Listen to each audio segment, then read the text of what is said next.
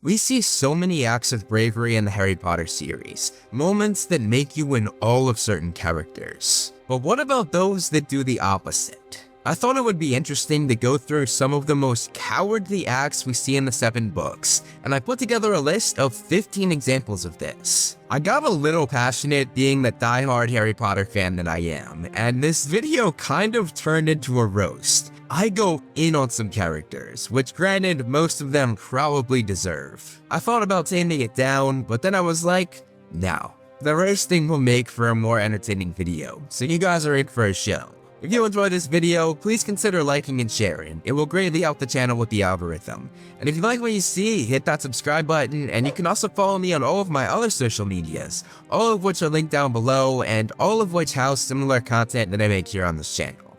Now that I've said that, let's get into it.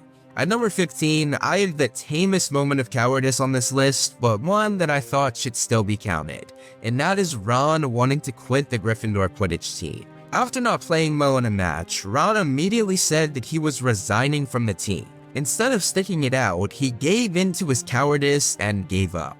The only reason he didn't quit was because Harry, Fred, and George were all banned from playing, meaning they were down a number of players. However, after yet another brutal match, Ron once again wanted to quit. The captain, Angelina Johnson, refused to let him do this though, but even so, Ron showed a side of him that exemplified cowardice. At number 14, I'm putting Lupin not stopping James and Sirius's bullying. Dumbledore actually made Remus a prefect in his 5th year, hoping that he could tame and control his friends. However, Remus did not meet this expectation, as he gave into his cowardice, terrified that he would lose his friends if he tried to stop them. He knew that what James and Sirius were doing was wrong, one time even allowing them to torment Snape while he just sat there. He stared down at his book that he was clearly not reading and frowned. Instead of stopping them and doing his literal job as a prefect, he just allowed it to happen. Dumbledore caught on to this and realized that Remus was too cowardly to do what needed to be done, so Remus was not made head boy in his 7th year like most prefects are. Dumbledore instead gave this role to James Potter, who had not even been a prefect, and James actually carried out what needed to be done, putting a stop to his and Sirius's bullying. Remus would later admit to his cowardice in the situation when he was an adult, and even said that it was something he regretted more than anything else during his time at Hogwarts. Number 13. Dolores Umbridge is a despicable human being, so it was hard to hone in on just one specific cowardly moment for her. But I think the most cowardly thing she did was doing everything she could to hide the fact that she was a half-blood. She lied about being part of the pureblood Selwyn family, even saying that the S on Slytherin's locket that she was wearing stood for Selwyn. Then, to make it worse, she used this fake pureblood status to go after others that came from non-pureblood families. Wands only choose witches, and you are not a witch. But I am. Tell him, Rich. Tell him what I am.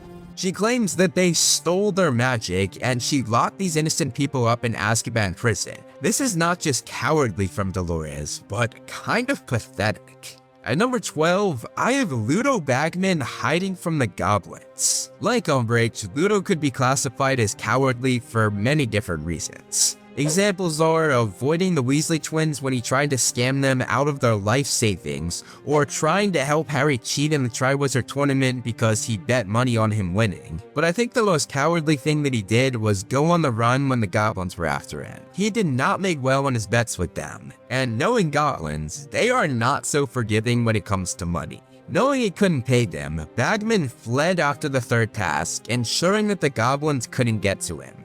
This cowardly act made Ludo lose his big important job as the head of the Department of Magical Games and Sports, a position he never should have had in the first place if we're being honest. And on top of that, his cowardice actually led to the goblins refusing to fight alongside the Order of the Phoenix to put a stop to Voldemort. Because of Bagman, the goblins were fed up with humans and wanted nothing to do with them. Number 11. Percy Weasley betraying his family.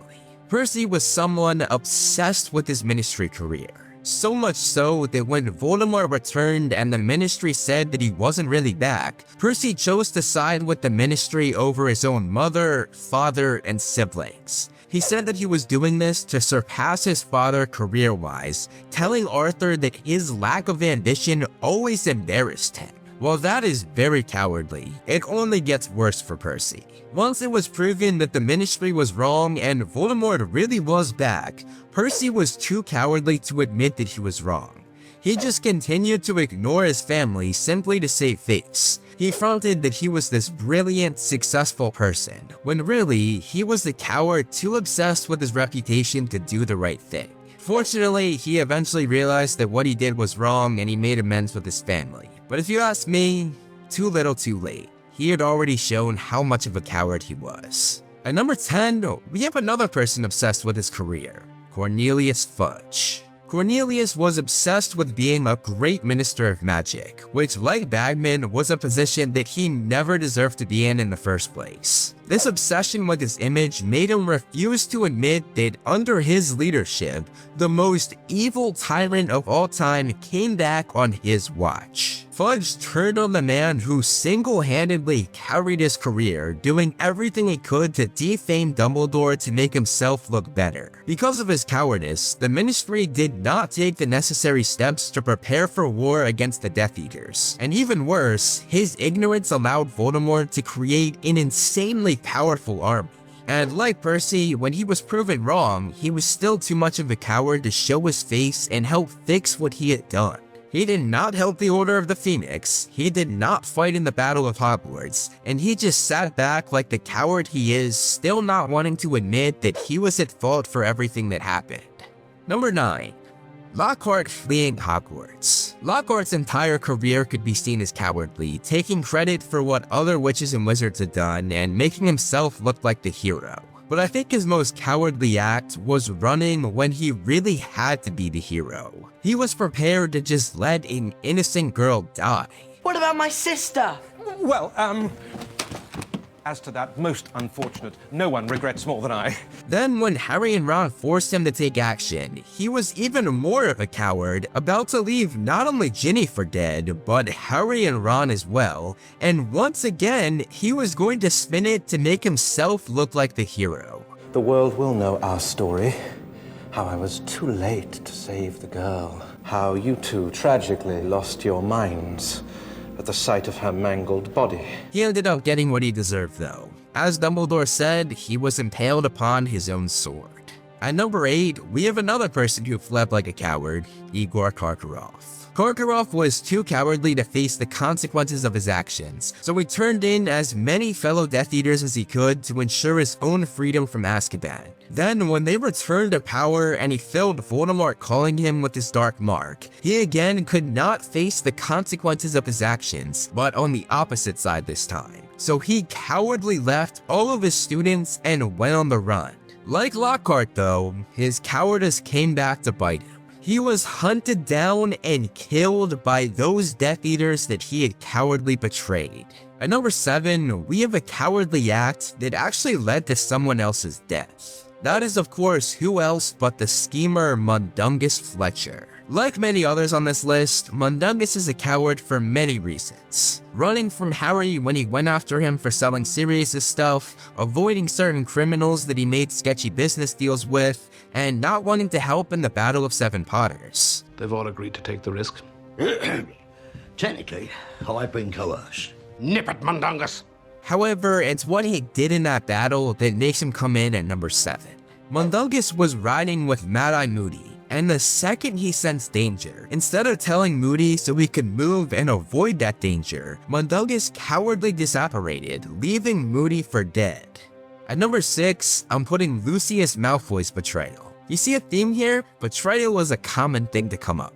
Lucius was one of the top-ranked Death Eaters in Voldemort's ranks. However, when it came time to do what he was supposed to do in that role when Voldemort lost his powers, he cowardly backed out, unlike other Death Eaters like Bellatrix Lestrange and company, who did everything they could to bring their master back. Instead of trying to find his master, Lucius cowardly came crawling to the Ministry with his tail between his legs, claiming that Voldemort had forced him to do all of the things he did. This situation makes him a coward on two fronts. One, for betraying Voldemort, and two, for being, well, there's no other word for it, being a complete bitch. He went to the Ministry as if he was a schoolboy telling one to bully Voldemort. This really shows how much of a coward Lucius really is. At number 5, I have Lupin leaving his pregnant wife. Yep, Lupin made this list twice. That kinda says a lot about his character, and it's something that I didn't really think about until making this video. Food for thought. But anyway, this cowardly act is so much worse than his last one. When he found out that his wife Nymphadora Tonks was pregnant, instead of being happy, he was in anguish. This is because he thought their kid would be born a werewolf like him. And at this point, you would be like, that's tough, but at least I know everything there is to know about werewolves, being one myself. But no. Instead, he left Nymphadora while she was pregnant with his baby, and his plan was to just leave her to deal with whatever came out of her, werewolf or not. While she was at home heartbroken with her parents, he proceeded to try and join Harry on whatever mission Dumbledore had assigned to him, basically allowing Lupin to go on the run and run from his problems. This is the most selfish, cowardly, made move I have ever heard a soon-to-be father make. Luckily, Harry was able to talk some sense into him, making Remus go back to his wife and unborn son.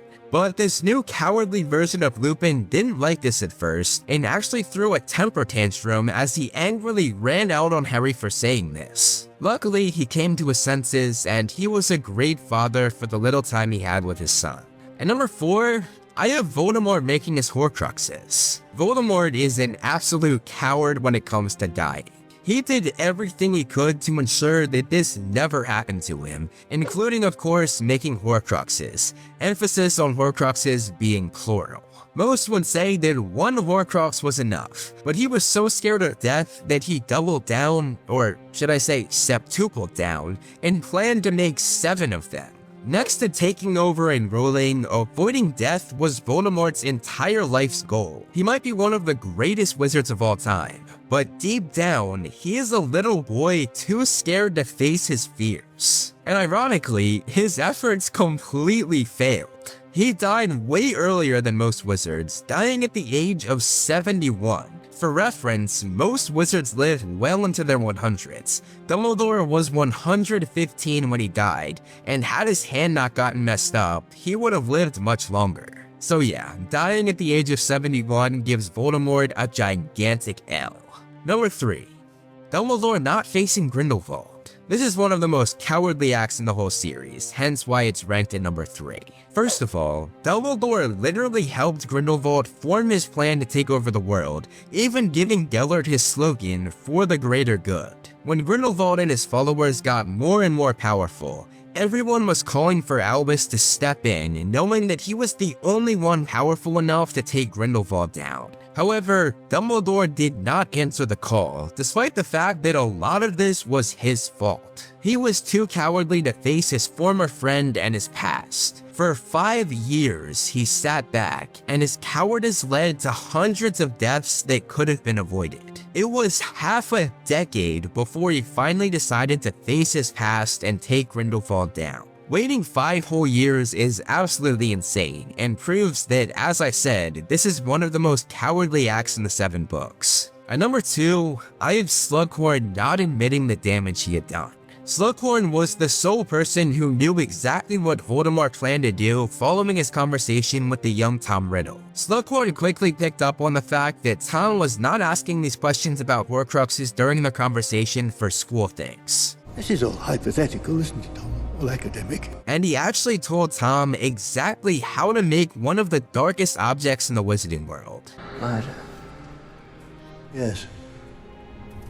Killing rips the soul apart. He even knew that Voldemort wanted to make not just 1, but 7 different Horcruxes. Can you only split the soul once?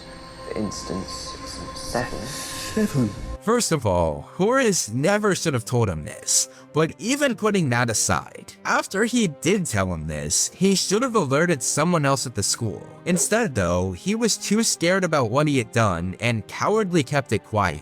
But even if we put that aside, once Voldemort began to rise up a decade later, Slughorn should have said something. But still, he was too much of a coward to voice what he had done. Slughorn literally knew how to defeat this dictator that was causing mass murder. And to make things worse, when Voldemort fell at the hands of Harry Potter, Slughorn knew that Voldemort was not dead and knew the reason why he wasn't dead, because he had told Tom Riddle exactly how to avoid death. When Voldemort made his return in the Goblet of Fire, this was yet another chance for Slughorn to come forward. But again, he did nothing. And even when admitting his wrongs was served to him on a silver platter by Dumbledore, literally asking Horace for this specific memory, he again was too cowardly to show what he had really done, modifying the event to hide his wrongs. But why would he tamper with his own memory? I suspect he's ashamed of it. The only way he gave this information up was under the influence of a lot of alcohol and when he was at the mercy of Felix Felicis. And it's hinted that Slughorn might not even remember giving this memory over because he was blackout drunk. A coward is honestly an understatement for Slughorn. He just straight up allowed hundreds of people to die simply to save his own neck and reputation. And finally, at number 1, I have Wormtail betraying his best friends. This is an act that made the actual characters in the series call him a coward too many times to count. Wormtail is someone who is chronically afraid, which in itself makes him be labeled as cowardice. He spent his school days hiding behind the bullies of the class, the Marauders, who also became his best friends. He knew that nobody could touch him while these three were on his side. However, once they left school, they all joined the Order of the Phoenix. This made Wormtail's chronic fear come out again, and he began to get worried that his friends could no longer protect his cowardly little ass with Voldemort getting more and more powerful. Then, despite all that his friends had done for him, he committed an act that was more cowardly than anything else on this list. He turned Lily and James over to Lord Voldemort. James and Lily had trusted Wormtail with theirs and their infant son's lives, but his chronic cowardly fear led to him disregarding everybody but himself, even those closest to him. As Sirius said, it must have been the greatest moment of his life to hand Lily and James over to the Dark Lord, the new person that would protect his bitch ass. And to make it worse, he cowardly, but kind of ingeniously, took care of his other best friend, Sirius Black, sending him to prison where he could not touch him, Sirius of course being the only one who knew what Wormtail had really done. Everything that Peter Pettigrew did was out of fear, whether that be hiding behind the bullies, betraying his best friends, joining Voldemort, and eventually bringing Voldemort back after he fell. Even Voldemort commented on his cowardice. I returned out of fear, not loyalty. Wormtail betraying James and Lily is the most cowardly thing in the entire series. But that's my opinion. Let me know what you think in the comments below. And again, if you enjoyed the video, please consider liking and sharing because I put a lot of work into these. That's all I have for you guys today though, so I will see you in the next video.